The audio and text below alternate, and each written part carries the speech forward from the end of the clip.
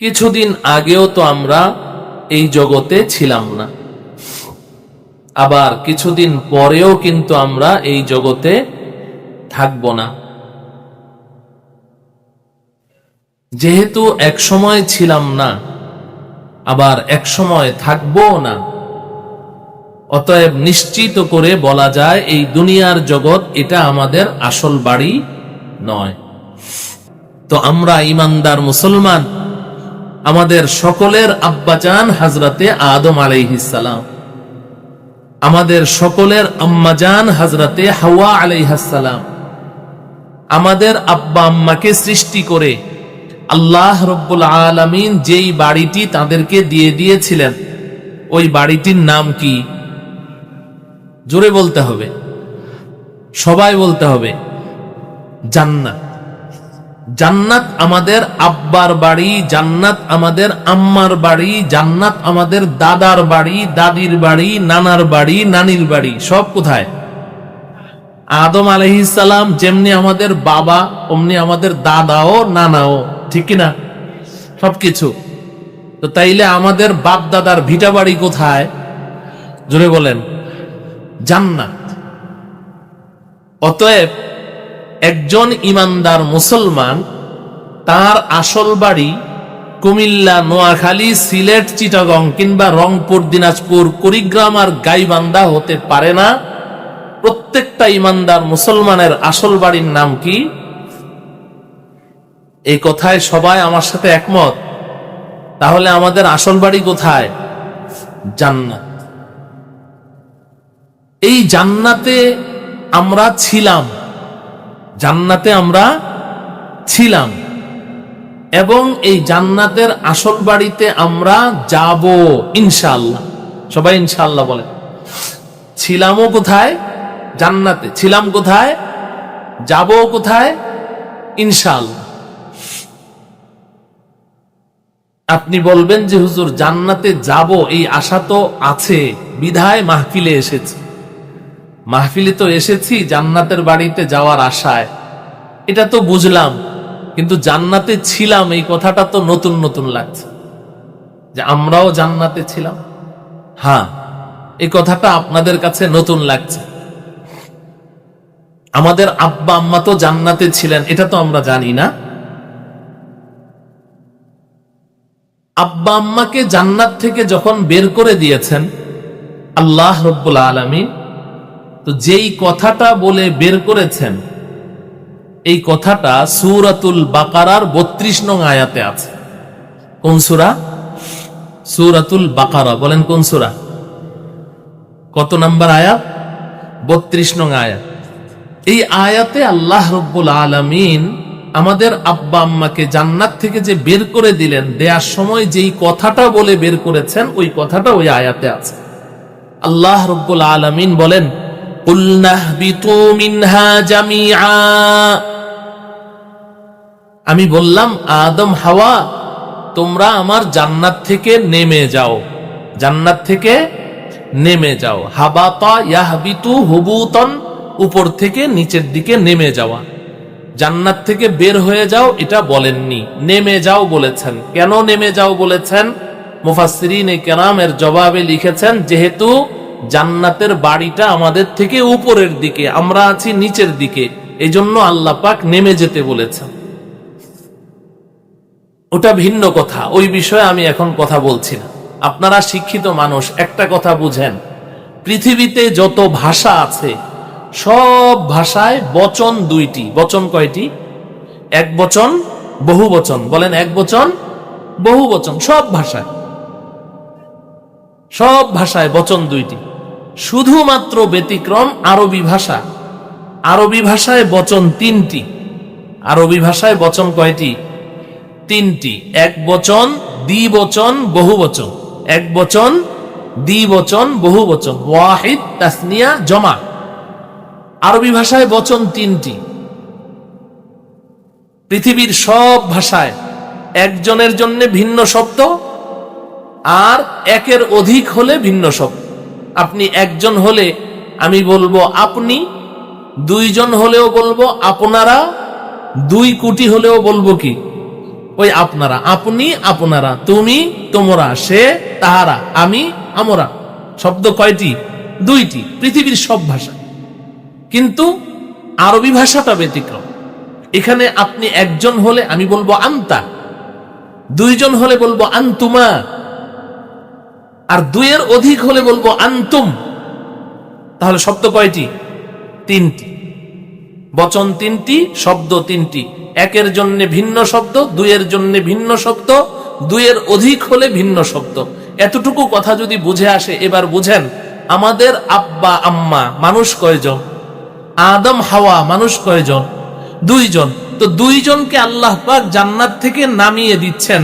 এখানে কোন বচনটি ব্যবহার হবে? এক বচন, দ্বিবচন, বহু বচন। এই তিনটা বচনের মধ্যে আমার কথা বুঝে থাকলে জবাব দেন, কোন বচনটা ব্যবহার হবে? জোরে বলেন। দ্বিবচন ব্যবহার হবে। মানুষ দুইজন, দ্বিবচন ব্যবহার হবে, যে তোমরা দুইজন জান্নাত থেকে নেমে যাও। কিন্তু ওলামায়ে কেরাম সবাই জানেন এখানে আল্লাহ পাক দ্বিবচন ব্যবহার করেননি, বহু বচন ব্যবহার করেছে।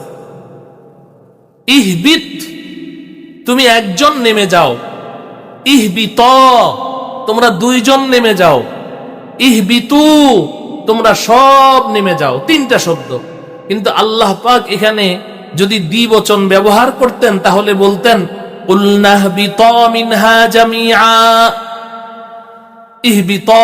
তোমরা দুইজন নেমে যাও।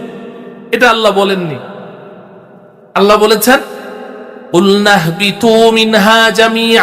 বহু বচন, তোমরা সব। ইহবিতু, এখানে তো সিগায়ে জমা বহু বচন ইস্তেমাল করেছেন, আবার সাথে আবার জামিআ শব্দ লাগিয়েছেন। সব সব। যদি কোনো উস্তাদ বলে যে মাদ্রাসার সব ছাত্র ময়দানে চলে আসো, সবাই আসো, সবাই আসো, এই যে পরে আবার সবাই সবাই বারবার বললেন না, এটা হলো জামিআ। তো আল্লাহ রাব্বুল আলামিন দুইজনকে বের করতে গিয়ে বহুবচন শব্দ ব্যবহার করলেন, আবার সাথে আবার জামিআ শব্দ লাগাইলেন। ঘটনাটা কি? মানুষ তো দুইজন। প্রশ্ন জাগে কিনা? আমার কথা বুঝে আসে? তো তাহলে এখানে তো ইহবিত বললেই চলতো, তোমরা দুইজন নেমে যাও। কিন্তু আল্লাহ পাক দুইজন নেমে যাও না বলে বলছেন ইহবিতু, বহুবচন ব্যবহার করলেন, সাথে আবার জামিআ, সব সব নামো, সবাই নামো। কারণ কি? আল্লামা সানাউল্লাহ পানিপতি রহমতুল্লাহি আলাইহি তাফসীরে মাজহারির মধ্যে উল্লেখ করেছেন, আরো অনেক অনেক মুফাসসিরিন কেরাম লিখেছেন যে আসলে ব্যাপারটা কি জানো? ব্যাপারটা হলো যে আমরা তো চর্মচক্ষু দ্বারা দেখছি আমাদের আব্বা আম্মা দুইজন, আমরা তো গায়েব দেখি না, আমরা তো শুধু জাহেরটা দেখি, প্রকাশ্যটা দেখি। আব্বা আম্মা দুইজনকে দেখতে পাচ্ছি। আল্লাহ রাব্বুল আলামিন তো আলিমুল গায়েব, আল্লাহ তো অদৃশ্যের সবকিছু দেখেন। আল্লাহ তো দেখতে পাচ্ছেন সামনে দুইজন না, আল্লাহ তো আদমকেও দেখছেন, হাওয়াকেও দেখছেন, আবার পিতা আদমের পিঠের ভেতরে তার সমস্ত সন্তান, আমি আপনি, আমরা সবাই আমাদের আব্বা জানের পিঠের ভেতরে ঘাপটি মেরে বসে আছি। আল্লাহ তো ওইটাও দেখতে পাচ্ছেন। এই কারণে দ্বিবচন ব্যবহার না করে বহুবচন শব্দ ব্যবহার করে বলছেন আদম তুমিও নেমে যাও, তোমার বিবিও নামবে, এবং তোমার যত সন্তান তোমার সাথে এতদিন জান্নাতে ছিল এদেরকে নিয়ে নামবে, একজনকেও রেখে যেতে পারবে না। সুবহানাল্লাহ বলেন। তো এখান থেকে কি বোঝা গেল? ছিলাম কোথায়? বলে না কোথায়? কোথায় যাব? কোথায়? ইনশাআল্লাহ। মুহতারাম হাজিরিন, তো জান্নাত এটা আমাদের বাপ দাদার ভিটা বাড়ি। জান্নাত আমাদের বাপ দাদার পৈতৃক সম্পত্তি। জান্নাত আমাদের, এই যে পৈতৃক সম্পত্তি শব্দটা বলেছে, এটাও আমার বানানো নয়, এটাও আল্লাহ কোরআনে কারিমে বলেছে। আল্লাহ রাব্বুল আলামিন যখন আমাদেরকে জান্নাত দিয়ে দিবেন, জান্নাতে দেওয়ার পরে আল্লাহ পাকের পক্ষ থেকে ঘোষণা আসবে ওয়াতিলকাল জান্নাতুল্লাতী উরিসতুমুহা বিমা কুনতুম তা'মালুন। আল্লাহ রাব্বুল আলামিন তখন বলবেন, এই জান্নাতীরা, জান্নাতের এই বাড়িগুলো তোমাদেরকে পৈতৃক সম্পত্তি হিসেবে দিয়ে দেওয়া হয়েছে। উরিসতুমুহা, মিরাস হিসেবে দিয়ে দেওয়া হয়েছে। আল্লাহ রাব্বুল আলামিন আমাদের সবাইকে আমাদের আসল বাড়ি, আমাদের বাপ দাদার ভিটা বাড়ি, আমাদের পৈতৃক সম্পত্তি জান্নাত পর্যন্ত নিরাপদে পৌঁছার তৌফিক দান করুন। মুহতারাম হাজিরিন, এখন প্রশ্ন হলো এতটুকু তো আমরা বুঝে ফেললাম যে আমাদের আসল বাড়ির নাম কি? বলেন নাম কি? আমরা সবাই যেতে চাই, সবাই যেতে চাই। তো এখন বাড়িতে যেতে হলে বাড়ির পথটা চিনতে হবে। পথ চিনতে হবে না? যদি আমি বাড়ির পথ না চিনি এবং বাড়ির পথ ধরে আমি না চলি, তাহলে আমি কি বাড়িতে পৌঁছতে পারবো? পারবো না। আমি যদি, আমার বাড়ি যদি হয় উত্তরবঙ্গ, রংপুর, দিনাজপুর, আর আমি চিটাগাঙ্গের ট্রেনে উঠে বসে আছি, ট্রেন চলতে থাকবে, আমি কি ধীরে ধীরে বাড়ির কাছে পৌঁছবো নাকি আরো দূরে সরে যাব? আরো দূরে সরে যাব। তো এখন যেহেতু জান্নাত আমাদের বাড়ি, বাপদাদার ভিটা বাড়ি, আসল বাড়ি এবং আমাদের পৈতৃক সম্পত্তি, সাময়িক সময়ের জন্য আমরা এই জায়গাটায় আছি, না চিরদিনের জন্য, না কিছুদিনের জন্য, কিছুদিনের জন্য, চিরদিনের জন্য নয়। আমরা এখন মুসাফির, আমরা চলছি আমাদের বাড়ির দিকে, আসল বাড়ি জান্নাতের দিকে। কিন্তু প্রশ্ন হলো, জান্নাতের বাড়িতে আমি যেতে চাই বটে, কিন্তু জান্নাতের বাড়ির পথ আমাকে চিনতে হবে কি হবে না? জান্নাতের বাড়ির পথ চিনতে হবে এবং ওই পথটা ধরেই আমাদেরকে চলতে হবে। আমি আজকে আমাদের ওই বাড়ির পথ সম্পর্কে দু চারটি কথা বলতে চাই। আল্লাহ রব্বুল আলামিন তিলাওয়াতকৃত আয়াত ও আহাদিসকে সামনে রেখে আমাকে সংশ্লিষ্ট বিষয়ে দু চারটি জরুরি কথা, সহি কথা, হক কথা ইখলাসের সাথে বলার তৌফিক দান করুন। আমাদের সকলকে এই কথাগুলো আমলের উদ্দেশ্যে এবং দাওয়াতের উদ্দেশ্যে, অন্যের কাছে পৌঁছিয়ে দেওয়ার উদ্দেশ্যে গভীর মনোযোগ সহকারে শোনার তৌফিক দান করুন। মুহতারাম হাজিরিন, জান্নাতের পথ, এই পথের নাম কি? আমাদের দেশে আমরা দেখি অনেক বড় বড় সড়ক আছে, মহাসড়ক। এই সড়কের, বিভিন্ন সড়কের নাম থাকে, নাম থাকে না? বিভিন্ন সড়কের কিন্তু নাম থাকে। আমি এই পদ্মা সেতু হওয়ার পরে, পদ্মা সেতু হওয়ার পরে সেতুর ওই পারে কিছু মাহফিলে গিয়েছিলাম। এখনো যাই কাছাকাছি, যেহেতু যদি কাছাকাছি হয়, আমার আব্বাজান অসুস্থ বিছানায়, এজন্য দূরে যেতে পারি না। তো বিগত সরকারের আমলে, আজকে যার ফাঁসি হলো, তো ওই সরকারের আমলে আমি ওইদিকে যেতে পদ্মা সেতুর আগে এক জায়গায় টোল প্লাজা, টোল দিতে হয়। পদ্মা সেতুর টোল না, এর আগে আরেক জায়গায় টোল দিতে হয়। তো ওই জায়গায় আমি লিখা দেখেছি, জাতির জনক বঙ্গবন্ধু শেখ মুজিবুর রহমান মহাসড়ক। বহুবার দেখেছি সড়কের নাম। এরপরে 5ই অগাস্টের পরে আবার গেলাম, বারবার গেলাম, তো ওই জায়গায় তো নজরটা পড়েই। তো এখন ওই জায়গায় লেখা আছে জাতির জনক হযরত ইব্রাহিম আলাইহিস সালাম মহাসড়ক। আলহামদুলিল্লাহ বলেন, সুন্দর করে এখনো লেখা আছে, কয়েকদিন আগেও গিয়েছি। তো এটা একটা সড়কের নাম না? তো এমন বিভিন্ন সড়কের নাম থাকে কি থাকে না? থাকে। তো আমাদের বাড়ি জান্নাতের মহাসড়কের নাম কি? সড়কের নামটা বললেও তো মোটামুটি একটু কাছে যাওয়া যাবে, তাই না? চিনতে সহজ হবে। আমাদের বাড়ির জান্নাতের মহাসড়কের নাম হলো সিরাতে মুস্তাকিম। বলেন কি নাম? সবাই বলেন সিরাতে মুস্তাকিম। এই সিরাতে মুস্তাকিম, এটা হলো আমাদের বাড়ি জান্নাতের মহাসড়কের নাম। আলহামদুলিল্লাহ বলেন। এখন এই সিরাতে মুস্তাকিম নামের এই মহাসড়ক ধরে যদি আমরা চলি, একদম সোজা রাস্তা, কোনো বাঁকা বোকা নেই, একদম সোজা। কারণ সিরাতে মুস্তাকিম শব্দের অর্থ কি বলেন? আপনারা বলেন না, ইহদিনাস সিরাতাল মুস্তাকিম। সিরাত অর্থ কি? পথ। সিরাত অর্থ কি? পথ। মুস্তাকিম অর্থ কি? সোজা, সোজা পথ না? তো সোজা রাস্তা, জান্নাতের রাস্তা কোনো বাঁকা বোকা না, একদম সোজা মহাসড়ক। তো আমরা এই যে সিরাতে মুস্তাকিম, দৈনন্দিন আল্লাহ পাকের কাছে কমপক্ষে 32 বার আমরা এই দোয়া করছি। কতবার? কথা বলেন কতবার? 32 বার আল্লাহর কাছে এই দোয়া করছি যে আল্লাহ, আমাকে আমার আসল বাড়ি, আমার বাপ দাদার ভিটা বাড়ি, আমার বাপ দাদার সম্পত্তি, আমার পৈতৃক সম্পত্তি জান্নাতের মহাসড়ক সিরাতে মুস্তাকিম ধরে আমাকে পরিচালিত করুন। এই দোয়া করছি না কতবার? 32 বার। 32 বার। আপনারা হয়তো বলছেন হুজুর 32 বার আপনি হয়তো করেন, আমরা করি না।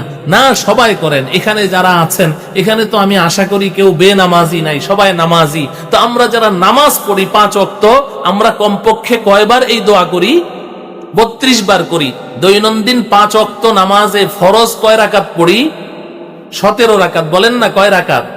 17 রাকাত। সুন্নতে মুআক্কাদা কত রাকাত পড়ি? 12 রাকাত। বলেন কয় রাকাত? ফজরে 2, জোহরে 6, আর মাগরিবে 2, এশায় 2, মোট কত হলো? 12 রাকাত। তাহলে 12 আর 17 কত হয়? 29। বলেন কত? 29। আর বিতরের নামাজ কয় রাকাত পড়ি? না 1 রাকাত? 3 রাকাত পড়েন তো, তাহলে কত হইল? 32 রাকাত। এই 32 রাকাতে 32 বার আমরা কি বলি? ইহদিনাস সিরাতাল মুস্তাকিম। এই দোয়াটা আল্লাহ পাক আমাদেরকে কেন শিখিয়েছেন? কারণ হলো এই যে আমাদের আসল বাড়ি জান্নাত, এই জান্নাতের পথ, এই সিরাতে মুস্তাকিম, এই সহজ সরল সোজা পথ ধরে চলা, এটা কারো যোগ্যতার বলে সম্ভব না, একমাত্র আল্লাহর রহমত ছাড়া। এই পথে আল্লাহর রহমত ছাড়া কেউ চলতে পারবে না। যত বড় শিক্ষিত হোক, যত বড় আলেম হোক, যত বড় মুফতি হোক, মুহাদ্দিস হোক, কিংবা যত বড় নেতা হোক, যত বড় ধনী হোক, যত কিছুই হোক না কেন, নিজের শক্তিতে কারো পক্ষে এই পথে চলা সম্ভব না, যতক্ষণ না আল্লাহ তৌফিক দান করবেন। বলেন ঠিক কিনা? এই কারণে আল্লাহ রব্বুল আলামিন আমাকে আপনাকে এই দোয়াটা শিখিয়ে দিয়েছেন যে বান্দা, যেহেতু তোর যোগ্যতায় তুই এই পথে চলতে পারবি না, পৃথিবীতে তাকিয়ে দেখ, ইতিহাস পড়ে দেখ, কত বড় বড় যোগ্য ব্যক্তি, কত বড় বড় আল্লাহর ওলি, কত বড় বড় আমির, বিশ্ব আমির, এরা পর্যন্ত এই সিরাতে মুস্তাকিম থেকে ছিটকে পড়ে গেছে, আমার রহমত থেকে দূরে সরে গেছে। আমি যদি রহমতের দৃষ্টি না দেই, আমি যদি তৌফিক না দেই, এই পথ ধরে চলা তোর পক্ষে সম্ভব নয়। এই কারণে প্রতিদিন আমার কাছে এই দরখাস্ত করতেই থাকবি, ইহদিনাস সিরাতাল মুস্তাকিম। সবাই পড়েন, ইহদিনাস সিরাতাল মুস্তাকিম। অর্থ কি? হে আল্লাহ, আপনি আমাকে জান্নাতের পথ সিরাতে মুস্তাকিম নামের এই মহাসড়ক ধরে চলার তৌফিক দান করুন।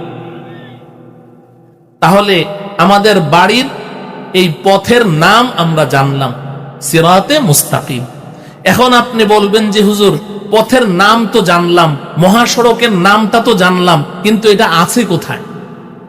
শুধু নাম বললে হবে না, ঠিকানা বলে দিতে হবে। ঠিকানাও তো বলে দিতে হবে। এখন সিরাতে মুস্তাকিম, এই সহজ সরল পথ, এই জান্নাতের পথ, এটা কোন পথ? এই পথ আমাদের জানার দরকার আছে না নাই? চেনার দরকার আছে কিনা? পথ না চিনলে বাড়িতে যাওয়া যাবে? আচ্ছা, এবার বলেন তো দেখি, এই জান্নাত নামের এই বাড়িটা আমাদের জন্য কে তৈরি করেছেন? কে করেছেন? যেই আল্লাহ জান্নাত নামের বাড়ি তৈরি করলেন, তিনি জান্নাতের পথ ভালো চিনেন নাকি আমরা ভালো চিনি? হ্যাঁ, আল্লাহ ভালো চিনেন, তাই না? এই বিশ্বাস আছে তো ভিতরে। তো তাইলে আল্লাহ রব্বুল আলামিন সিরাতে মুস্তাকিম নামের এই পথের পরিচয় বলে দিয়েছেন কোরআনে কারিমে 6 নম্বর আয়াতে। আমি তো 5 নম্বর, 5, 6, 7 তিনটা আয়াত তেলাওয়াত করেছি সূরাতুল ফাতিহার। কয়টা আয়াত তেলাওয়াত করেছি? 3টা। তো 5 নম্বর আয়াতে তো আল্লাহ পাক বললেন, ইহদিনাস সিরাতাল মুস্তাকিম। বান্দা আমার কাছে দরখাস্ত কর যে আল্লাহ আমাকে সিরাতে মুস্তাকিম নামের জান্নাতের মহাসড়ক ধরে আমাকে পরিচালিত করুন। এখন এই সিরাতে মুস্তাকিম কোনটা, জান্নাতের এই সোজা পথ কোনটা, এটা কি আমরা নিজেরা নির্ধারণ করব নাকি আল্লাহ যেটা দেখিয়ে দিয়েছেন ওটাতে চলবো? আল্লাহ যেটা দেখিয়ে দিয়েছেন, ঠিক আছে তো ইনশাআল্লাহ? না হলে তো বলে কোনো লাভ নেই। তাহলে আল্লাহ প্রদর্শিত সিরাতে মুস্তাকিমের উপরে আমরা সবাই চলতে রাজি আছি তো ইনশাআল্লাহ? কারা কারা রাজি আছি হাত উঠাই। হে আল্লাহ, আপনি আপনার প্রদর্শিত সিরাতে মুস্তাকিমের উপরে আমাদেরকে চলার তৌফিক দান করেন, মৃত্যু পর্যন্ত চলার তৌফিক দান করেন। হাত। এবার আল্লাহ রব্বুল আলামিন সূরাতুল ফাতিহার 6 নম্বর আয়াতে সিরাতে মুস্তাকিমের পরিচয় বলে দিচ্ছেন। পরের আয়াত খুব ভালো করে বুঝেন, আপনারা শিক্ষিত মানুষ, আবার তো আল্লাহওয়ালা বুজুর্গ আলেম উলামাদের সোহবত ইয়াফতা, সহজে ইনশাআল্লাহ বুঝে যাবেন। বিস্তারিত বলতে হবে না, আর বিস্তারিত বলার তো সময়ও নাই, এখানে সময় বেঁধে দেওয়া। 6 নম্বর আয়াতে আল্লাহ পাক সিরাতে মুস্তাকিমের পরিচয় বলে দিচ্ছেন, সিরাতাল্লাযীনা আন'আমতা আলাইহিম।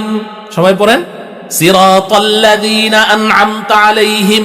অর্থ তো আপনাদের জানা। 6 নম্বর আয়াতে আল্লাহ পাক বলছেন, বান্দা এবার আমার কাছে এটাও বলো। 5 নম্বর আয়াতে বলো, আল্লাহ আমাদেরকে সিরাতে মুস্তাকিমের উপরে চালান, জান্নাতের সহজ সরল সোজা পথে আমাদেরকে পরিচালিত করেন, এই দরখাস্ত করলাম।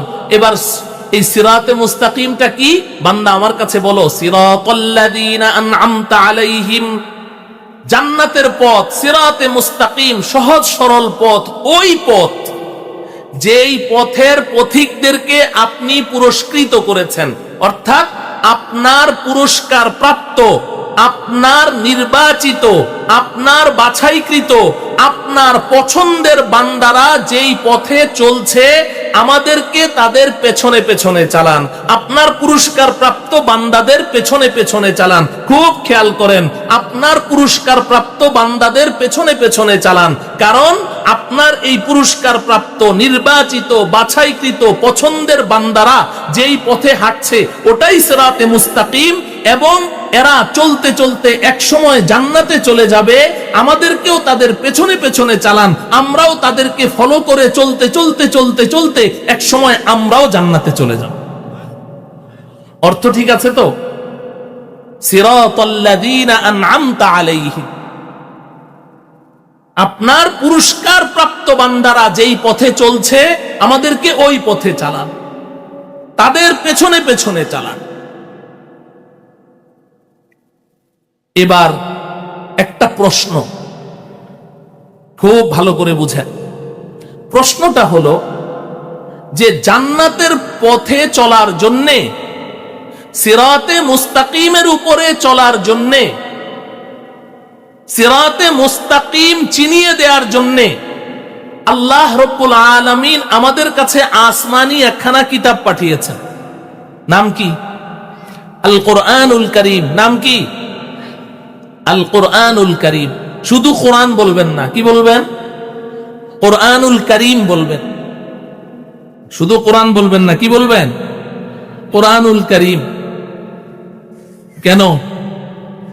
আপনি সমাজের একজন সম্মানিত মানুষ, মসজিদের মুতাওয়াল্লি কিংবা সভাপতি কিংবা এই এলাকার চেয়ারম্যান, এমপি, মন্ত্রী, কিছু একটা সম্মানিত মানুষ। আপনার নাম আব্দুর রহমান। আমি যদি বলি, আব্দুর রহমান কেমন আছেন, আপনার কাছে একটু খারাপ লাগবে কিনা? কি বলতে হবে? আব্দুর রহমান সাহেব কেমন আছেন, সাথে একটা সাহেব লাগাইতে হবে কিনা? আমার কথা বুঝেন? যদি আমি নামটা ধরে ডাকি, আব্দুল গফুর এদিকে আসেন, সভাপতি সাহেবকে যদি বলি, ওনার মনে একটু কষ্ট লাগবে কিনা যে আমি একটা মানি, সম্মানী ব্যক্তি, আমাকে এইভাবে ডাকলো? সাথে কি বলতে হয়? সাহেব বলা লাগে না? সাহেব বললে তাকে একটু সম্মান করা হয়, তাই না?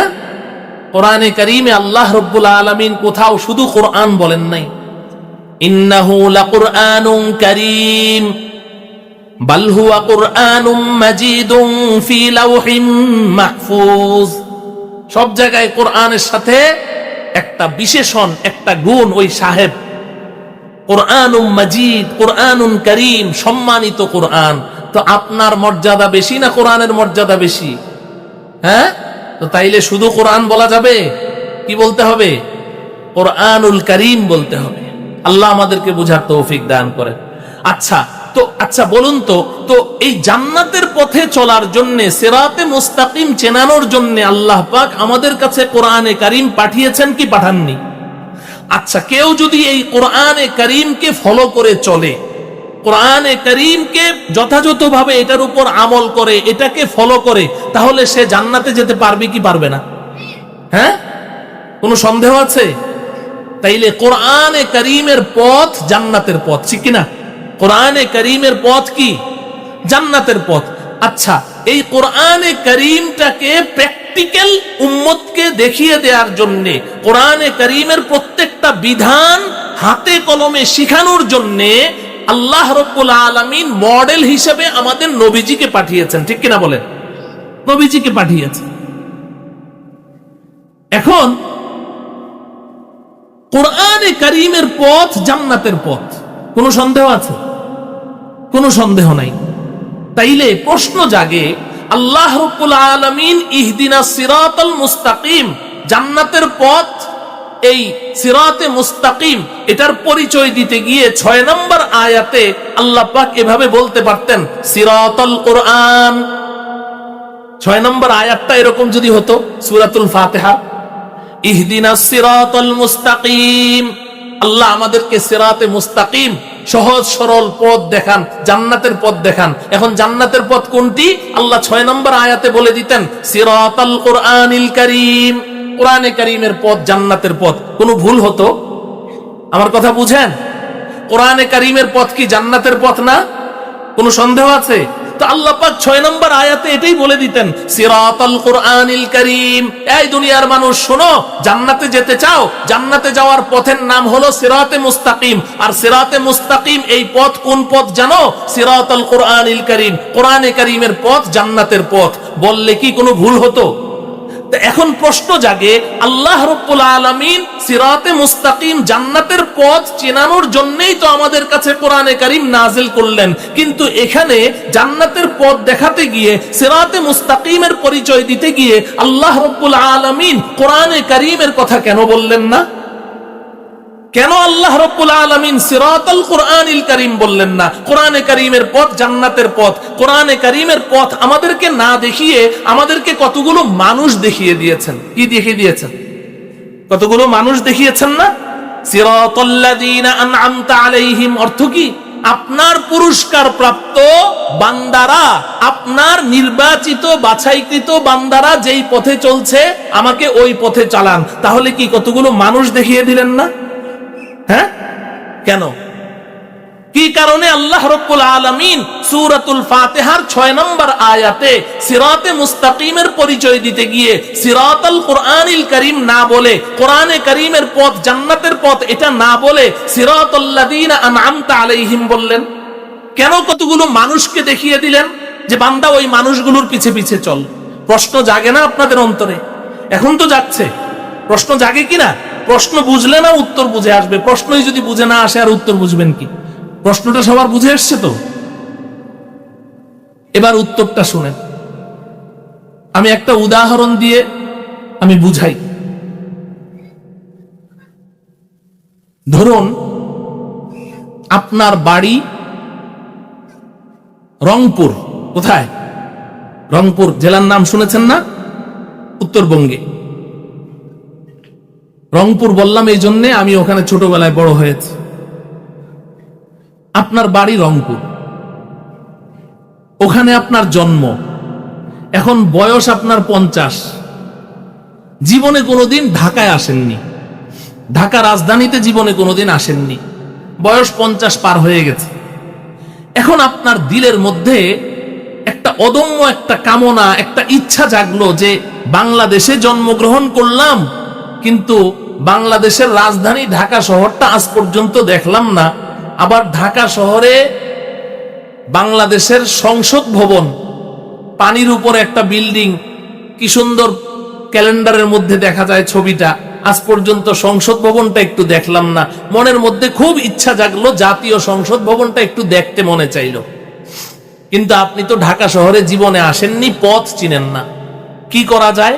হঠাৎ আপনার মনে পড়লো যে আপনার ভাতিজা ওই এলাকার নির্বাচিত চেয়ারম্যান। ভাতিজার কাছে গেলেন, গিয়ে বললেন, ভাতিজা তুমি তো ঢাকা শহরে কয়দিন পরপরই ঢাকা যাও। বলে, হ্যাঁ চাচা যাই তো। তুমি কি সংসদ ভবনে যাও? হ্যাঁ চাচা, মাঝে মধ্যে তো সংসদ ভবনেও যাইতে হয়। আচ্ছা ভাতিজা, আমার তো মনে চায় এই জাতীয় সংসদ ভবনটা একটু দেখতে, তো আমাকে একটু ঠিকানাটা বলে দাও, আমি একটু এই রংপুর থেকে আমি এই জাতীয় সংসদ ভবনটা একটু দেখব। তো ভাতিজা বলে, চাচা আপনি জীবনে ঢাকা কতবার গিয়েছেন? আপনি বললেন আমি তো একবারও যাই নাই ভাতিজা। কয় চাচা তাইলে আমি বললে আপনি মনে রাখতে পারবেন না, আপনি ভুলে যাবেন। আপনি এক কাজ করেন, কাগজ কলম নিয়ে আসেন, আমি আপনাকে ড্রয়িং করে দেই, একদম আর্ট করে দিব কোন দিক থেকে কোন দিকে যাওয়া লাগে। তো আপনি ভাতিজার কাছে কাগজ কলম নিয়ে গেলেন, আপনার ভাতিজা এবার আপনাকে বলছে চাচা আপনি এখন এই জায়গায় আছেন, এখান থেকে আপনি সোজা দক্ষিণ দিকে 3 কিলোমিটার যাবেন, যাওয়ার পরে ওখানে একটা 3 রাস্তা পড়বে, 3 মাথা, 3 মাথা থেকে আপনি ডানে না গিয়ে বাম দিকে যাবেন, বাম দিকে সোজা 5 কিলোমিটার যাওয়ার পরে ওখানে একটা 7 মাথা পড়বে, 7 মাথা পড়ার পরে ওখান থেকে আপনি ডানেও যাবেন না, বামেও যাবেন না, সোজাও যাবেন না, সোজা আর বাম দিকের রাস্তার মাঝামাঝি তেরসা একটা রাস্তা ঢুকেছে, আপনি ওদিক দিয়ে ঢুকবেন, ওদিক দিয়ে ঢুকে 2 কিলোমিটার যেতেই আপনি হালকা ডানে টার্নিং নিয়ে আবার বাম দিকে ছুটবেন, বাম দিকে যাওয়ার পরে কিছুক্ষণ পরে আবার একটা 4 মাথা আসবে, ওখান থেকে আপনি বাম দিকে একটু যেয়ে এই আধা কিলোমিটার যেতে আবার ডান দিকে। এখন চেয়ারম্যান সাহেব কলম একবার ডানে একবার বাঁয়ে একবার সোজা একবার তেরসা, আর আপনি তো মাথাটা এরকম ভৌ ভৌ করে ঘুরতেছে। বলেন ঠিক কিনা? ঠিক এই মুহূর্তে এলাকার ইমাম সাহেব এসে ঢুকলেন। ইমাম সাহেব বলে চেয়ারম্যান সাহেব কাগজ কলম নিয়ে কি করছেন? কয় চাচাকে একটু ঢাকার সংসদ ভবনের এই ড্রয়িং করে দিচ্ছি কিভাবে যেতে হবে, চাচা একটু সংসদ ভবনটা দেখতে চায়। ইমাম সাহেব কাগজটা হাতে নিয়ে দেখে সর্বনাশ, এটা বাংলাদেশের মানচিত্রও ফেল। কয় যে চেয়ারম্যান সাহেব এই কাগজ যদি চাচার হাতে ধরিয়ে দেন নির্ঘাত রাস্তা হারিয়ে ফেলবে। বলেন ঠিক কিনা? তো চেয়ারম্যান সাহেব বলে তাহলে কি করা যায়? ইমাম সাহেব বলেন যে আমার কাছে একটা সহজ বুদ্ধি আছে, পথ হারাবার কোনো ভয় নাই, চাচা সংসদ ভবনে পৌঁছবেই পৌঁছবে।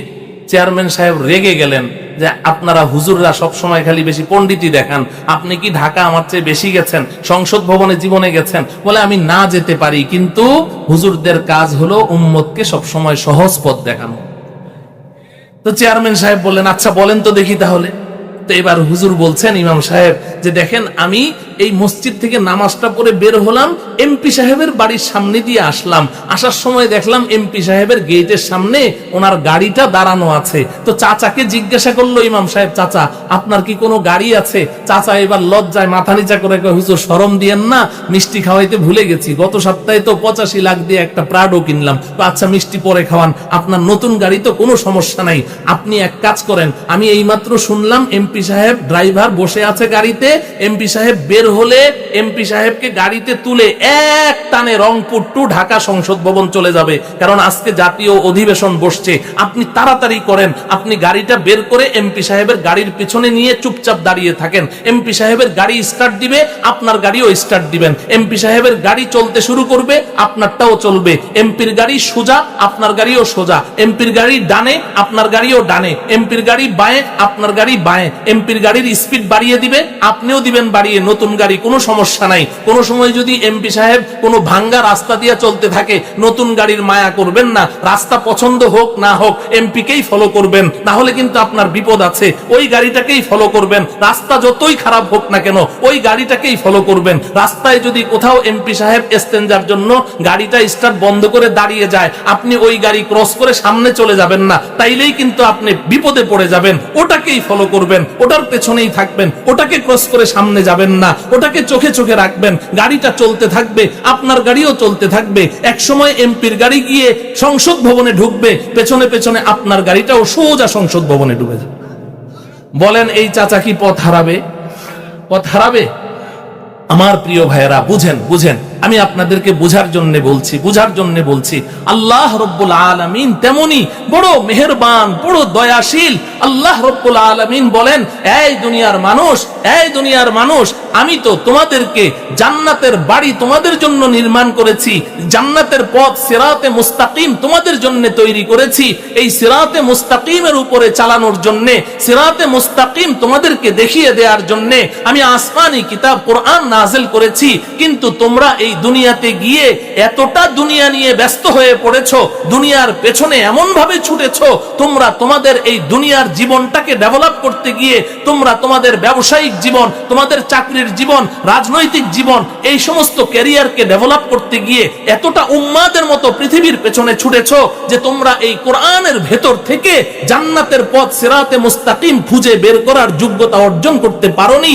কোরআন যদি তোমার সামনে ছেড়ে দেওয়া হয়, এই কোরআনের ভেতর থেকে থেকে তুমি সিরাতে মুস্তাকিম খুঁজে বের করতে পারবা না, পারবা না, পারবা না। আমি আল্লাহ জানি। তো তুমি তো কোরআন থেকে জান্নাতের পথ খুঁজে বের করার যোগ্যতা অর্জন করতে পারলে না, এখন তোমার কি উপায় হবে? আমি আল্লাহ বড় মেহেরবান। এক কাজ করো, ঠিক আছে, কোরআন রাখো, আমি তোমাদেরকে আরেকটা সহজ পথ বলে দিচ্ছি।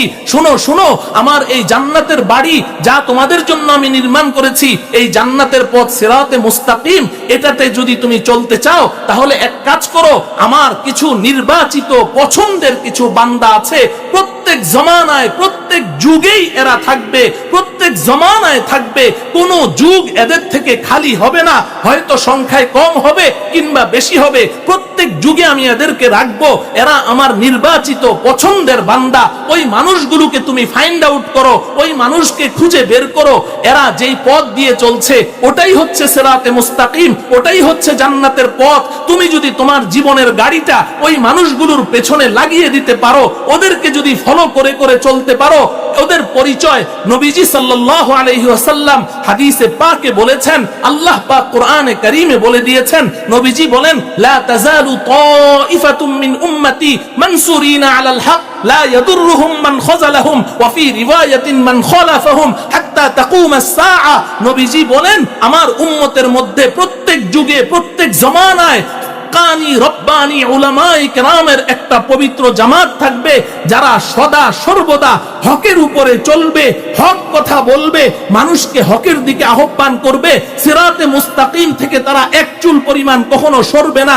কোনো নিন্দুকের নিন্দা, কোনো ভৎসনাকারীর ভৎসনা, কোনো ভীতি প্রদর্শনকারীর ভয়, কোনো অত্যাচারী জালেম রাজা বাদশার জেল জুলুম নির্যাতন এদেরকে বিন্দু মাত্র হক কথা বলা থেকে, হক পথে চলা থেকে এক চুল পরিমাণ বিচ্যুত করতে পারবে না।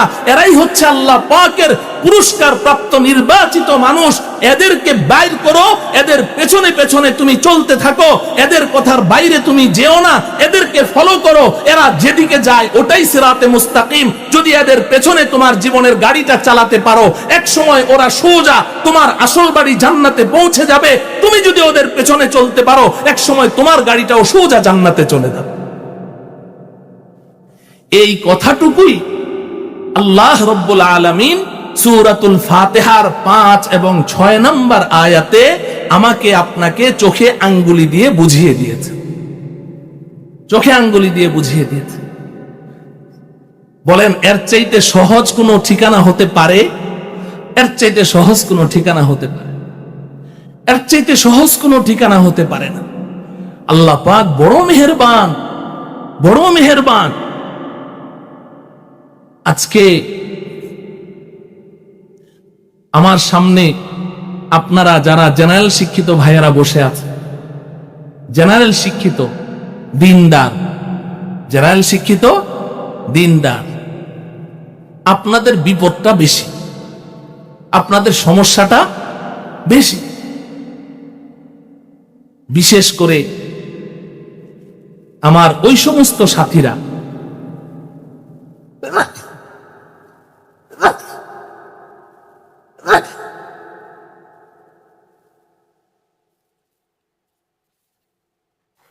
যারা টাচ মোবাইল ব্যবহার করে, ইন্টারনেট, ফেসবুক, ইউটিউব, এই সমস্ত প্রচার মাধ্যমের কাছ থেকে দিন শিখে, মুফতি ইন্টারনেটের কাছ থেকে দিন শিখে, মুফতি ইন্টারনেট সাহেব, মনে কষ্ট নিয়েন না, টেলিভিশনের কাছ থেকে দিন শিখে। আমার এক মুসল্লি, উনি ইন্তেকাল করেছেন, আল্লাহ রাব্বুল আলামিন তাকে মাগফিরাত নসিব করেন। একদম ইমাম সাহেবের পেছনে সবসময় যায় নামাজে নামাজ পড়ে, নিয়মিত মুসল্লি। তো উনি একদিন আমাকে বলে যে হুজুর, সারাদিন টেলিভিশনের সামনে বসে থাকে, খুব গর্বের সাথে সারাদিন টেলিভিশনের সামনে বসে থাকে। তা আমি প্রথমে একটু ভাবলাম যে হয়তো দুষ্টামি করছে, পরে দেখি সিরিয়াস, সারাদিন আমি আর অন্য কোনো দিকে যাই না। তখন আমি তাকে বললাম যে আপনি একটা নামাজি মানুষ, 5 ওয়াক্ত নামাজ পড়েন, ছেলেটাকেও মাশাআল্লাহ মাদ্রাসায় দিয়েছেন, তা আপনি আমার কাছে এইভাবে গর্ব করে বলছেন সারাদিন টেলিভিশনের সামনে বসে থাকি, এটা আপনি কি করেন? বলে যে হুজুর কি যে বলেন, আপনি যা ভাবছেন ওটা না। আমি কি তাইলে? আমি তো ইসলামী চ্যানেল দেখি। কি দেখে? ইসলামী চ্যানেল। আমি ইসলামী চ্যানেল দেখি, আমি সারাদিন ইসলামী চ্যানেল দেখি। তো এই যে উনি সারাদিন ইসলামী চ্যানেল দেখে, এটাকে কি উনি গুনাহ মনে করছেন নাকি সওয়াব মনে করছেন? যদি গুনাহ মনে করতেন আমার কাছে বলতেন। একজন খতিব সাহেবের কাছে এসে বলে কেউ যে আমি এই গুনাহটা করি খুব গর্বের সাথে, যে আমি হুজুর মদ খাই, বলে, তাহলে নিশ্চয় এটাকে উনি নেকি মনে করছেন। এরকম মন মানসিকতার মুসলমান, দিনদার, জেনারেল শিক্ষিত সাথী আমাদের মধ্যে আছে না নাই? আছে, অনেক আছে, অনেক আছে। এই মানুষগুলোর বিপদ কি জানেন? তারা তো দিন শিখতে চায়, দিনের উপরে চলতে চায়, হক বুঝতে চায়, কিন্তু যেই মাধ্যমটা তারা অবলম্বন করেছে, এই মাধ্যমে কিয়ামত পর্যন্ত তারা হকের সন্ধান খুঁজে পাবে না। এই মাধ্যমে কোনোদিনও হকের সন্ধান পাবে না, এটা সম্ভব না। বলবেন কেন? কারণ হলো আপনার কাছে তো কষ্টি পাথর নেই। কষ্টি পাথর চিনেন? যেটা দিয়ে ঘষা দিলে খাঁটি সোনা আর ভেজাল সোনা চিনা যায়। কষ্টি পাথর আছে না? যারা জাওহারি, স্বর্ণকারের মধ্যে জাওহারি আছে, এদের কাছে আপনি একটা স্বর্ণ নিয়ে যান, এটা ঘষা দিয়ে বলবে যে এটা ভেজাল, আবার একটু ঘষা দিয়ে বলবে যে না এটা ঠিক আছে। কষ্টি পাথরে ঘষা দেয়।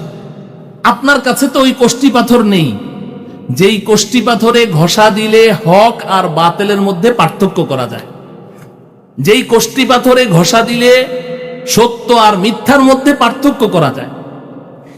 আপনি তো এখন এমন একটা সময় পার করছেন, যেই সময় সম্পর্কে নবীজি সাল্লাল্লাহু আলাইহি সাল্লাম ভবিষ্যৎবাণী করেছেন। তিরমিজি শরীফের হাদিস, হযরতে আনাস ইবনে মালিক রাদিয়াল্লাহু তাআলা আনহু তিনি বলছেন, قال رسول الله صلى الله عليه وسلم إن بني إسرائيل تفرقت على 72 ملة وتفترق أمتي على 73 ملة كلهم في النار إلا ملة واحدة قالوا من هي يا رسول الله قال ما أنا عليه وأصحابي أو كما قال رسول الله صلى الله عليه وسلم। হযরতে আনাস ইবনে মালিক রাদিয়াল্লাহু তাআলা আনহু বলেন যে একদিন নবীজি আমাদেরকে বললেন, এই আমার সাহাবীরা শুনো, বনি ইসরাইল তোমাদের পূর্বে একটা গোষ্ঠী অতিবাহিত হয়েছে। বনি ইসরাইল তারা আপোষের মধ্যে ছোট্ট ছোট্ট বিষয় নিয়ে খালি দ্বন্দ্ব করত, ঝগড়া করত। এই দ্বন্দ্ব করতে করতে ওদের মধ্যে 72টা দল হয়ে গেছে। কয়টা বলেন? কয়টা? বনি ইসরাইল 72 দলে বিভক্ত হয়ে গেছে। নবীজি বলেন আমার উম্মতের মধ্যেও এক সময় এমন একটা পরিস্থিতি আসবে, এরা ছোট্ট ছোট্ট বিষয় নিয়ে ঝগড়া করবে, দ্বিমত করবে, ইখতিলাফ করবে, কেউ কাউকে মানতে চাইবে না, প্রত্যেকে নিজের মতটাকেই সঠিক মনে করবে, একজন আরেকজনের মত গ্রহণ করতে চাইবে না। এইভাবে আমার উম্মতের মধ্যেও ডিভাইডেশন সৃষ্টি হবে, বিভক্তি সৃষ্টি হবে, এবং এক সময় আমার উম্মত 73 দলে বিভক্ত হয়ে যাবে। নাউযুবিল্লাহি মিন যালিক। পড়ে কয় দল? 73 দল। তো বনি ইসরাইলে ছিল 72, আমাদের মধ্যে হবে 73। কম না বেশি? বেশি। আপনারা শিক্ষিত জন ভালো করে বুঝেন, এই যে 73 দলের কথা নবীজি বলেছেন, আপনি যদি মনে করেন যে এই 73 দল হচ্ছে কাফের, মুশরিক, বেঈমান, এই যে ইহুদি, খ্রিস্টান, বৌদ্ধ, অন্যান্য ধর্মাবলম্বী যারা আছে ওদেরকে সবাইকে নিয়ে মোট 73 দল, তাহলে কিন্তু আপনি ভুল করছেন। এই 73 দল প্রত্যেকটা দলেই কালিমা পড়া মুসলমান। এই 73 দলের প্রত্যেকটা কি? কথা বলে না? কালিমা পড়া মুসলমান। এরা নিজেদেরকে মুসলিম দাবি করবে, প্রত্যেকেই কালিমায়ে তাওহীদ পড়বে, লা ইলাহা ইল্লাল্লাহু মুহাম্মাদুর রাসূলুল্লাহ। এই এই কালিমা যারা পড়বে এদের মধ্যে ৭৩ দল হবে। নবীজি বলছেন এই ৭৩ দলের মধ্যে কুল্লুহুম ফিন্নার ইল্লা মিল্লাতাম ওয়াহিদা, প্রত্যেকটা জাহান্নামী হবে, ৭২টা দল জাহান্নামী হবে, একটা মাত্র দল জান্নাতি হবে। আমার প্রিয় ভাইয়েরা, আমি কোরআন ও হাদিসের একজন নগণ্য ছাত্র হিসেবে আমার দিল বলে নবীজি যেই যুগের কথা ভবিষ্যৎবাণী করে গেছেন এখন আমরা ওই যুগের মধ্যে বসবাস করছি। তাইলে এবার আপনি কল্পনা করুন তো আপনার অবস্থাটা কতটা স্পর্শকাতর অবস্থা আপনার বিরাজ করছে। ৭২টা দল নবীজি বলছেন এরা জাহান্নামী। নবীজি বলছেন, আমি বলছি না, আপনিও বলছেন না, কোনো আলেমের কথা না। নবীজি বলছেন ৭২টা ফেরকা জাহান্নামী এবং এরা সবাই কালিমা পড়া, কাফের মুশরিক না। তাইলে একটা মাত্র দল জান্নাতি। আপনি টেলিভিশনের সামনে চ্যানেলে বসে বসে আপনি যেই মানুষটার কথা শুনছেন এই মানুষটা কি ওই এক দল নাজাত প্রাপ্ত, মুক্তিপ্রাপ্ত ওই দলের অন্তর্ভুক্ত, নাকি ওই ৭২ দলের কোনো এক দলের অন্তর্ভুক্ত? এটা বুঝার কষ্টি পাথর আপনার কাছে কি আছে দেখেন। আমার কথা বুঝে আসে? তাইলে আপনি কার কথা শুনছেন? টেলিভিশনে প্রচার মাধ্যমগুলোতে যারা কথা বলছে এরা কারা? তার ব্যাকগ্রাউন্ড কি? সে যে কথা বলছে তার কথার সনদ কি? আপনি তো তার কিছুই জানেন না। আপনি শুধু দেখবেন কি চেহারাটা কত সুন্দর, ভাষা কত সুন্দর, বর্ণনা ভঙ্গি কত সুন্দর, পোশাক আশাক ম্যাচিং করা, একেবারে টুপি, তারপরে পাঞ্জাবির উপরে কুটি টুটি পরা। আবার আমি শুনেছি যে টেলিভিশনে যারা আলোচনা করে এরা নাকি টেলিভিশনের পর্দায় আসার আগে আবার মহিলাদের মতো মেকআপ লাগায়, মেকআপ তো সেজে গুজে তারপরে আসে। তো ওই সাজগুজ করা হুজুর যে যত সুন্দর তাকে আপনার কাছে তত ভালো লাগবে যে না এই হুজুরই তো ভালো, বেশ খুব পরিপাটি দেখা যাচ্ছে, আবার কথাবার্তা অনেক সুন্দর, আর যদি কথায় কথায় ইংলিশ বলতে পারে তাহলে তো ক্যা কেহনা, তার কোনো কথাই নেই। সোনে পর সোহাগান, সোনায় সোহাগা, ইংলিশ বলছে, আবার কথায় কথায় কোরআনের সূরা নাম্বার, আয়াত নাম্বার রেফারেন্স দিচ্ছে, হাদিস নাম্বার বলছে। আপনার কাছে তো এগুলোই হচ্ছে কষ্টিপাত। আপনি কিভাবে বুঝবেন যে এই লোকের কথা সঠিক? কি কষ্টি পাথর আপনার কাছে, কি রাডার মেশিন আপনার কাছে আছে? এজন্য আমি বলছি এই কথাটা খুব ভালো করে বুঝেন। ৭২টা বাতিল দল আপনাকে অক্টোপাসের মতো চারদিক থেকে টানছে। এই মুহূর্তে আপনাকে অবশ্যই ফাইন্ড আউট করতে হবে, খুঁজে বের করতে হবে এই সিরাতে মুস্তাকিমের উপরে কারা চলছে। মুনআম আলাইহিম, আল্লাহ পাকের পক্ষ থেকে পুরস্কার প্রাপ্ত দল আল্লাহ যাদেরকে ঘোষণা করেছেন এরা কারা, এদেরকে খুঁজে বের করতে হবে। কিন্তু দুঃখজনক হলেও সত্য, দুঃখজনক হলেও সত্য, এই দুনিয়ার জগতে আমাদের জীবনে যে কোনো সমস্যা হলেই ওই সমস্যার সমাধানের জন্য ওই বিষয়ের সবচাইতে বড় পারদর্শীকে আমরা খুঁজে বের করি কি করি না? আপনি একটা বিল্ডিং নির্মাণ করবেন তো একেবারেই এই এলাকার মধ্যে সবচাইতে পাকাপোক্ত অভিজ্ঞ ইঞ্জিনিয়ার তাকে খুঁজে বের করছেন। আল্লাহ না করুক আপনার যদি কোনো একটা মারাত্মক ব্যাধি হয়, একটা টিউমার হয়েছে, ক্যান্সার হয়েছে, তাহলে বাংলাদেশের মধ্যে ক্যান্সারে সবচাইতে বড় পারদর্শী ডাক্তার তাকে কিন্তু আপনি খুঁজে বের করছেন কি করছেন না? কিন্তু আপনি নিজে কি ডাক্তার? আপনি নিজে ডাক্তার না হয়েও তো ডাক্তারকে খুঁজে বের করছেন। আপনি নিজে ইঞ্জিনিয়ার না হয়েও তো ইঞ্জিনিয়ারকে খুঁজে বের করছেন।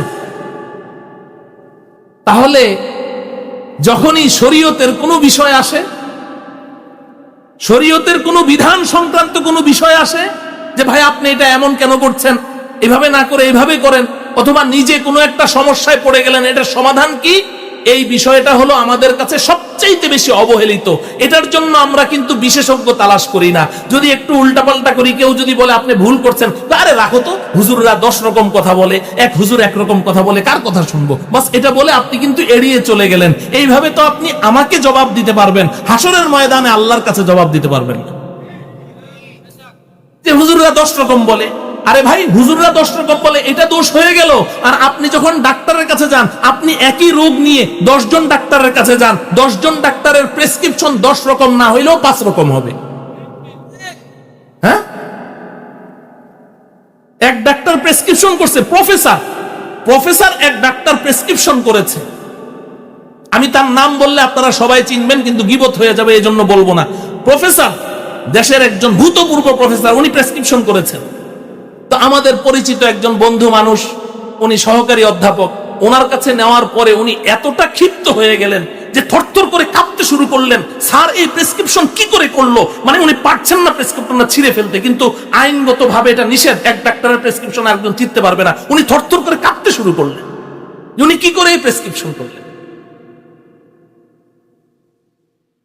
তো ডাক্তাররা যদি 10 জন ডাক্তার 5 রকম প্রেসক্রিপশন করে, এটা কোনো দোষ হয় না। আবার এক ইঞ্জিনিয়ার ড্রয়িং করছে, আরেক ইঞ্জিনিয়ার ভুল ধরছে যে না এটা এইভাবে হয় না, এই জায়গায় আপনার জায়গাটা নষ্ট হচ্ছে, এটাও তো কাজে লাগানো যাবে, এখানে বাথরুমটা না হয়ে এখানে কিচেন হলে ভালো হয়। আরেকজন ইঞ্জিনিয়ার ভুল ধরছে, ওখানে কোনো দোষ হয় না। শুধুমাত্র হুজুররা যদি 2 রকম কথা বলে, তাহলে দূর, হুজুররা 10 রকম কথা কয়, এজন্য আমি নামাজ পড়ি না। আরে তোর সমস্যাটা কি? কথা বুঝেন? এই বড় একটা পেরেশানির সময় কিন্তু এখন চলছে। এখানে আপনাকে কি করতে হবে? খুঁজে বের করতে হবে যে সিরাতে মুস্তাকিমের উপরে পথিক। আল্লাহ তো এটা বলে দিলেন যে আমার পুরস্কার প্রাপ্ত নির্বাচিত বাছাইকৃত এক দল মানুষ আছে, থাকবে। নবীজি তো বলেছেন হাত্তা তাকুমাস সাআ, কিয়ামত পর্যন্ত এরা থাকবে, ওদেরকে খুঁজে বের করুন। মুহতারাম হাজিরিন, এখন প্রশ্ন হলো এদেরকে আমি কেমনে খুঁজবো? এদেরকে কেমনে খুঁজবো? আমি বড় ডাক্তার কেমনে খুঁজি? বড় ডাক্তার আমি কেমনে বের করি? আমি আমার পরিচিত এলাকার যারা ডাক্তার আছে এদের কাছে যাই, তাই না? গিয়ে বলি যে ডাক্তার সাহেব এই বিষয়ে ভালো ডাক্তার কে? তো উনি একজন ডাক্তারের নাম বললেন যে আমার জানা মতে এই বিষয়ে উনি বড় ডাক্তার। আরেকজন ডাক্তারের কাছে যাই, গিয়ে বলি যে এই বিষয়ে বড় ডাক্তার কে? তো দেখা গেল উনি যার নাম বলেছে উনিও তার নাম বলছে। এরকম 4-5 জন 6 জন 7 জন ডাক্তারের কাছে যাওয়ার পরে দেখি যে সবাই একজনের নাম বলে বা 2 জনের নাম বলে, তাইলে তো অন্তত এতটুকু বোঝা গেল যে এরাই এই বিষয়ে বড় ডাক্তার, ঠিক কিনা? হ্যাঁ?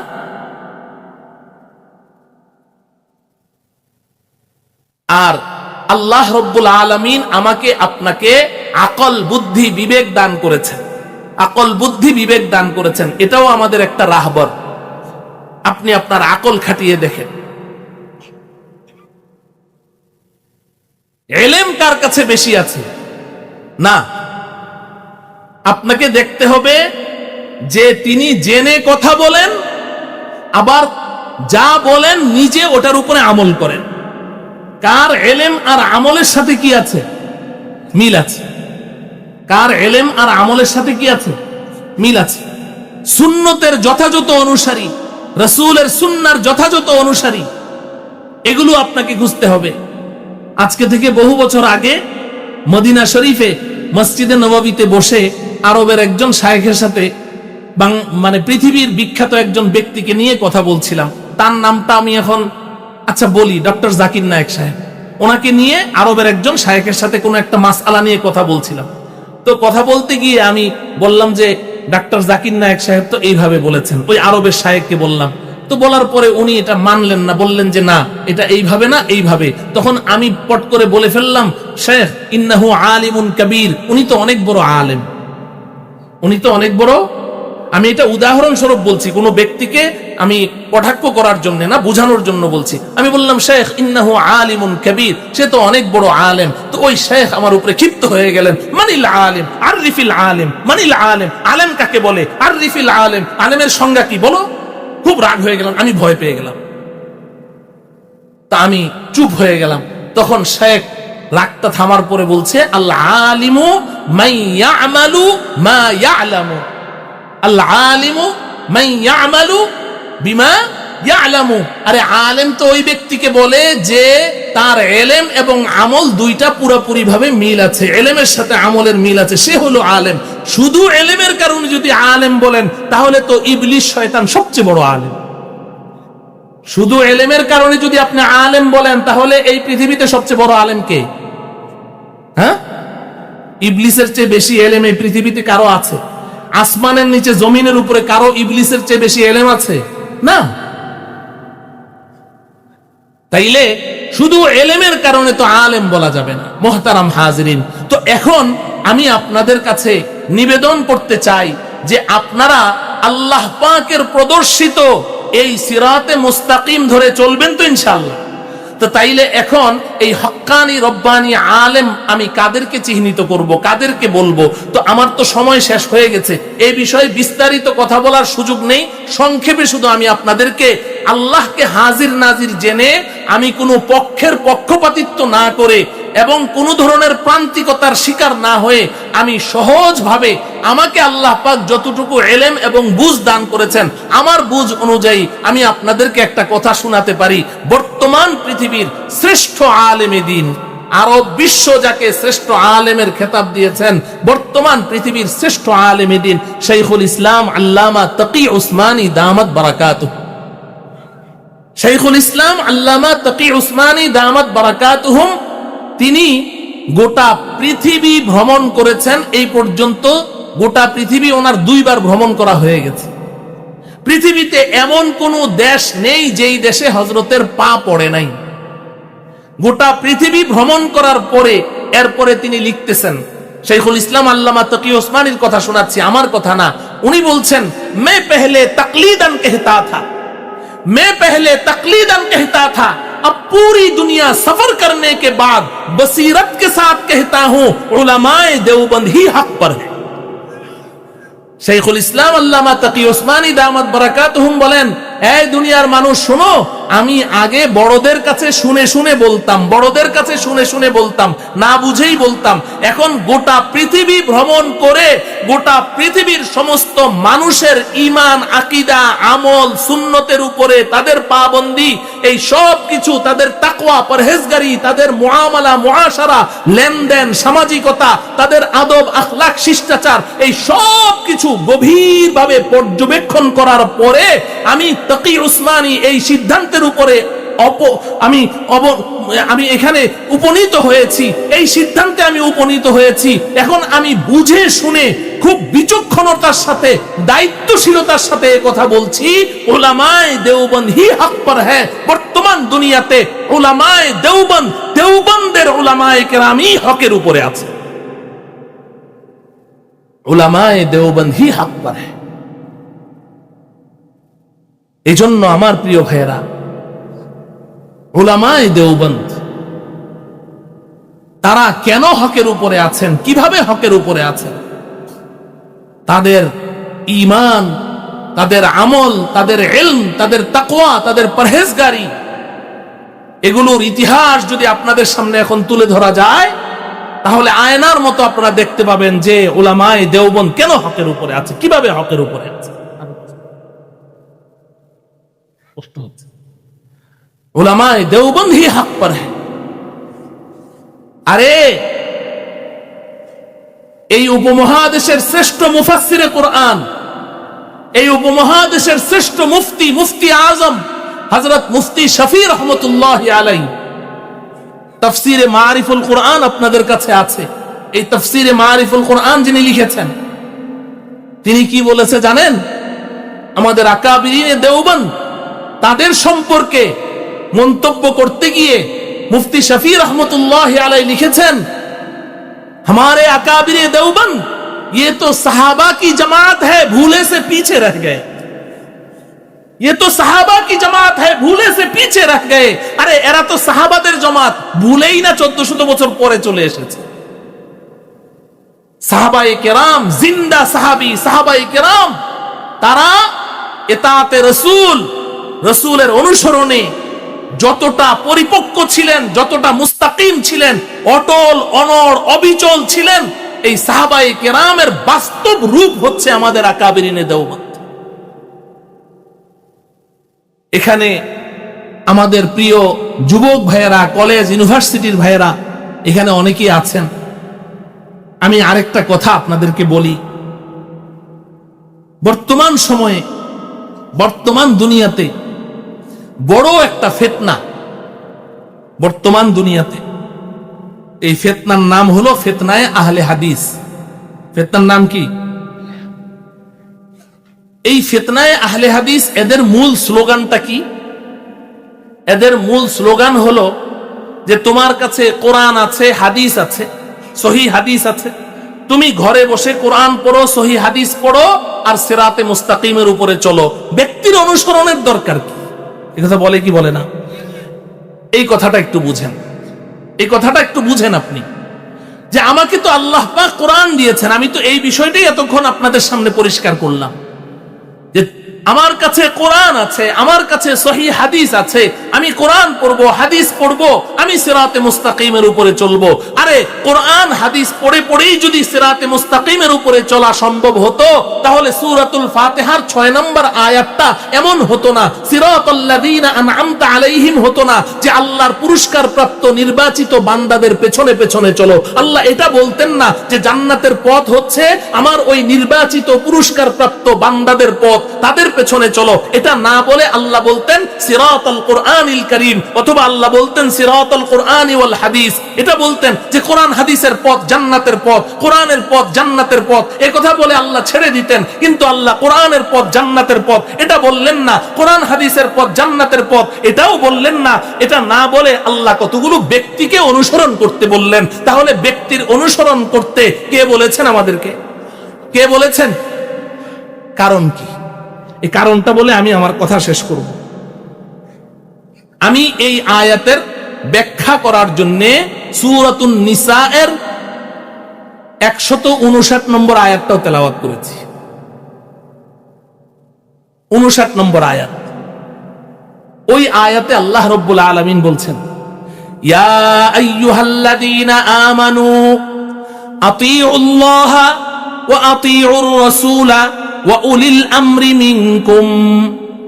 খুব ভালো করে বুঝেন, আল্লাহ পাক বলেন, হে ঈমানদারেরা, তোমরা আতিউল্লাহ, আল্লাহর অনুসরণ করো। কার অনুসরণ? আল্লাহর অনুসরণ করো। 1 নম্বরে বললেন আতিউল্লাহ, খুব বুঝে নেন। 2 নম্বর বললেন ওয়া আতিউর রাসূল, রাসূলের অনুসরণ করো। কার অনুসরণ? রাসূলের অনুসরণ করো। 3 নম্বর বললেন ওয়া উলিল আমরি মিনকুম, তোমাদের মধ্যে যারা হক্কানি রব্বানি উলামায়ে কেরাম আছে তাদের অনুসরণ করো। 1 নম্বর কি বললেন? আল্লাহর অনুসরণ করো। 2 নম্বর কি বললেন? রাসূলের অনুসরণ করো। 3 নম্বর কি বললেন? তোমাদের মধ্যে যারা হক্কানি রব্বানি উলামায়ে কেরাম আছে তাদের কি করো? ভালো করে বুঝেন। এখন এখানে একটা প্রশ্ন হলো, আমি যার ইবাদত করি আমার রাসূলও তো তারই ইবাদত করেন, ঠিক কিনা বলেন? হ্যাঁ, আমি যার ইবাদত করি আমার রাসূলও কি? আমার দিকে তাকান, এদিকে তাকান, আপনারা মক্তবের ছাত্র না তো, সব বুড়া বুড়া মানুষ, এদিকে তাকান। আমি যার অনুসরণ করি আমার রাসূলও, আমি যাকে সেজদা করি আমার রাসূলও, আমি যার ইবাদত করি আমার রাসূলও তারই ইবাদত করেন, ঠিক কিনা? তাইলে আমি যার বান্দা আমার রাসূলও তার বান্দা, তো আমি আল্লাহর অনুসরণ করব, এটা তো ঠিক আছে, রাসূলের অনুসরণ কেন করব? আমিও আল্লাহর বান্দা, আমার রাসূলও আল্লাহর বান্দা। আমি যার ইবাদত করি আমার রাসূলও তারই ইবাদত করেন, আমি যাকে সেজদা করি আমার রাসূলও তাকেই সেজদা করেন। প্রশ্ন হলো, আমি আল্লাহর ইবাদত করি, রাসূলও আল্লাহর ইবাদত করেন, কিন্তু আমি রাসূলের ইবাদত কেন করব? রাসূলের অনুসরণ ইবাদত নয়, রাসূলের অনুসরণ কেন করব? প্রশ্ন জাগে না? এই প্রশ্নের জবাবটা বুঝেন, আপনার হাজার সমস্যার সমাধান এখানে পেয়ে যাবেন। রাসূলের আমি অনুসরণ কেন করব? আমরা উভয়ে তো একই আল্লাহর বান্দা। এই প্রশ্নের জবাব হলো, যাকে অনুসরণ করবেন তাকে যথাযথভাবে অনুসরণ করতে হলে তাকে দেখতে হবে। দেখা ছাড়া মানুষ একে অন্যের যথাযথ অনুসরণ করতে পারে না। এটা মানুষের বৈশিষ্ট্য। মানুষের বৈশিষ্ট্য, আমরা মানুষের বৈশিষ্ট্য হলো মানুষ কাউকে ফলো করতে হলে তাকে দেখতে হয়, না দেখে মানুষ কি করতে পারে না? যথাযথ ফলো করতে। এবং মানুষের আল্লাহ তাআলা এই বৈশিষ্ট্য দিয়ে সৃষ্টি করেছেন যে মানুষ কোনো শিক্ষা অর্জন করতে হলে অধিকাংশ ক্ষেত্রেই কাউকে দেখে ফলো করে তারপরে শিখতে হয়, না হলে সে শিখতে পারে না। আমি একটা উদাহরণ দিই। আমাদের এই জামিয়ার ছাত্ররা, কিছু ছাত্র বোর্ড পরীক্ষা দিয়েছে, বেফাক পরীক্ষা শেষ হওয়ার পরে এখন এই ছাত্ররা তারা আপোষের মধ্যে একটা পরামর্শ করলো যে আমরা কক্সবাজার ঘুরতে যাব ছুটিতে। কোথায় যাবে? কক্সবাজার চিনেন? কক্সবাজার ঘুরতে যাবে, তো সবাই মিলে গোল মিটিং করলো 10 বন্ধুতে। এখন এক বন্ধু কয় যে কক্সবাজার যে যাবি, কক্সবাজার থেকে তো ওখানে আবার শুনেছি যে সাগর পাড়ি দিলে ওই পারে গেলে আবার সেন্ট মার্টিন দ্বীপ আছে, তাইলে চল আমরা কক্সবাজারেও যাব, সেন্ট মার্টিন দ্বীপেও যাব। ঠিক আছে। এর মধ্যে এক বন্ধু বলে উঠলো, এই সেন্ট মার্টিন দ্বীপ যাবি কেমনে, মাঝখানে সাগর পাড়ি দেওয়া লাগবে, সাঁতার জানিস? কয় না, সাঁতার তো জানি না। এখন তো চিন্তায় পড়ে গেল, সাঁতার তো জানি না, যদি জাহাজ ডুবে যায় তখন কি অবস্থা হবে? এর মধ্যে এক বন্ধু বলে উঠলো, নো প্রবলেম, সাঁতার জানিস না, এটা নিয়ে কোনো টেনশন নাই, এক কাজ কর, আমি ব্যবস্থা করছি। ওই বন্ধু করলো কি, বাজারে গিয়ে সাঁতার শিক্ষার বই কিনে নিয়ে আসলো। কি নিয়ে আসলো? কথা বলে না, কি নিয়ে আসলো? সাঁতার শিক্ষার বই নিয়ে আসলো। বাজারে সাঁতার শিক্ষার বই আছে না নাই? সাঁতার শিক্ষার বই নিয়ে এসেছে। এই বইয়ের মধ্যে একেবারেই ছবি সহ, পিকচার সহ সাঁতার শিক্ষার নিয়মাবলী সব দেয়া আছে। এমন বই বাজারে পাওয়া যায় কি যায় না? এখন এটার মধ্যে সাঁতার কাহাকে বলে, কত প্রকার, কি কি সব দেওয়া আছে। আবার সাঁতারের সংজ্ঞা দেওয়া আছে। আবার সাঁতার প্রথমত 2 প্রকার, একটা ভাসমান সাঁতার আর একটা ডুবন্ত সাঁতার। ভাসমান সাঁতার আবার 3 প্রকার, একটা চিত হয়ে, আরেকটা উপুড় হয়ে, আরেকটা কাত হয়ে। এই সমস্ত প্রকার সহ ছবি সহ পুরা দেওয়া আছে। এখন 10 বন্ধুতে মিলে সাঁতার শিক্ষার বইটা পুরা মুখস্থ করে ফেললো। এবার বল চল, আর কোনো সমস্যা নাই, এবার সেন্ট মার্টিন দ্বীপ ঘুরতে যাই। সাঁতার শিক্ষার বইটা মুখস্থ করে এবার 10 বন্ধুতে মিলে প্রথমে কক্সবাজার, ওখান থেকে আগের থেকে যে সিদ্ধান্ত নিয়েছে ওই সিদ্ধান্ত অনুযায়ী পরের দিন কি করলো, জাহাজে চড়ে সেন্ট মার্টিন দ্বীপের দিকে রওনা করলো। আল্লাহ পাকের কি ইচ্ছা, জাহাজটা ওই সেন্ট মার্টিন দ্বীপের পাড়ে ভিড়ার এই ধরেন 50 গজ আগেই জাহাজটা ডুবে গেল। তো ওই যে সাঁতার শিক্ষার বইয়ের হাফেজ 10 বন্ধু, এরা সাঁতরে ওই পারে চলে যেতে পারবে না? পারবে না? কেন পারবে না? বই তো মুখস্থ পুরা, বই তো মুখস্থ, একেবারে লাইন নাম্বার, খুব ব্রিলিয়ান্ট তো, পৃষ্ঠা নাম্বার, লাইন নাম্বার, পুরা ছবি টবি সব ওদের মুখস্থ, কিন্তু পারে যেতে পারবে? কেন পারবে না? কোন উস্তাদকে দেখে দেখে সাঁতার শিখে নাই, ঠিক কিনা বলেন? তো তাইলে কাউকে ফলো করতে হলে উস্তাদকে দেখে দেখে শিখতে হয় কি হয় না? দেখে দেখে ফলো করতে হয় কিনা? আরেক বন্ধু চিন্তা করলো, আপনাদের মধ্যে কেউ যে আমি ড্রাইভিং শিখবো, তো ড্রাইভিং শিখার জন্য তো বাজারে বই আছে, ড্রাইভিং শিক্ষা বই, ওই বই নিয়ে আসলো। বই আনার পরে বইয়ের মধ্যে সব ছবি দেওয়া আছে যে তোমার গাড়িটা কি ম্যানুয়াল নাকি এটা অটো গাড়ি। যদি ম্যানুয়াল হয় তোমার ডান পায়ের নিচে কিন্তু 3টা ফাংশন আছে, একেবারেই যদি বাম দিকে একটা ফাংশন আছে, ওটার মধ্যে যদি চাপ দাও তাহলে গাড়ি দৌড়াবে, মাঝখানেরটায় চাপ দিলে গাড়ি দাঁড়ায়া যাবে, বাম পাশেরটায় চাপ দিলে বাম পাশে একটা, আবার বাম হাতের এখানে একটা লাঠি আছে, লাঠিটা নাড়াচাড়া করলে গিয়ার চেঞ্জ হবে। আবার যদি তুমি ডান দিকে ঘুরতে চাও, সামনে একটা চাক্কার মতো আছে স্টিয়ারিং, এটা ডানে ঘুরাও বাঁয়ে ঘুরাও, সব কিছু ছবি সহ দেয়া আছে। আপনি ড্রাইভিং শিক্ষার বইটা মুখস্থ করে ফেললেন, মুখস্থ করে এইবার আপনি আল্লাহর নাম নিয়ে গাড়িতে চড়ে স্টার্ট দিলেন গাড়ি চালাইতে পারবেন? হ্যাঁ, হয়তো পারবেন, হয়তো গাড়ি চলবে, যেহেতু সব মুখস্থ। কিন্তু গাড়িটা কিছু দূর যাওয়ার পরে এরপর আপনি নিজে এবং কিছু পথিককে সাথে নিয়ে আজিমপুর গুরস্থান আবাদ করতে হবে। বলেন ঠিক না বেঠিক? ও আমার প্রিয় ভাই, এই সহজ কথাগুলো যদি আপনার বুঝে আসে, তাহলে আল্লাহ পাক বলেছেন আতিউল্লাহ, আল্লাহকে অনুসরণ করো। আমি কেমনে অনুসরণ করব আল্লাহ, তোমাকে তো দেখি না, কেমনে অনুসরণ করব? তো আল্লাহ রাব্বুল আলামিন বললেন, ঠিক আছে, আমি আমার নায়েব, আমার প্রতিনিধি, আমার রসুলকে পাঠিয়ে দিলাম, এই রসুলকে দেখে দেখে তাকে ফলো করো। মান ইউতির রাসূল ফাকাদ আতা আল্লাহ, আমার রসুলকে যে ফলো করলো সে আমি আল্লাহকেই ফলো করব। এজন্য রসুলকে পাঠিয়েছেন, রসুলকে সাহাবায়ে কেরাম দেখেছেন, দেখে দেখে ফলো করেছেন, রসুল সাহাবায়ে কেরামকে হাতে কলমে সব শিক্ষা দিয়েছেন। কিন্তু আমাদের সামনে কি রসুল আছে? তাহলে আমরা কাদেরকে দেখে ফলো করব? আমাদের জন্য আল্লাহ কোনো ব্যবস্থা রাখেন নাই? রাখেন নাই? সেই ব্যবস্থাটা কি? ওই ব্যবস্থাটার কথাই আমি এই 1 ঘন্টা